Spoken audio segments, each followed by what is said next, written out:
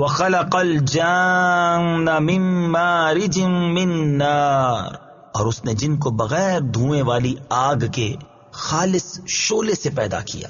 تفسیر صراط الجنان میں ہے یہاں جن سے مراد ابلیس ہے۔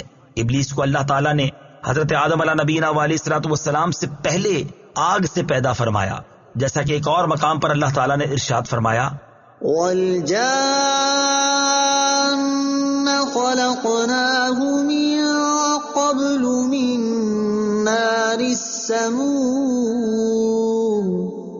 ترجمہ، اور ہم نے اس سے پہلے جن کو بغیر دھوئیں والی آگ سے پیدا کیا۔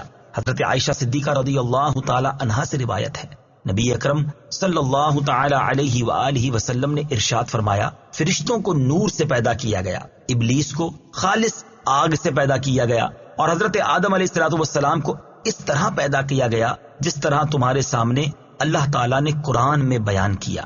فَبِأَيِّ آلَاءِ رَبِّكُمَا تُكَذِّبَانِ، تو اے جنو انسان تم دونوں اپنے رب کی کون کون سی نعمت کو جھٹلاؤ گے۔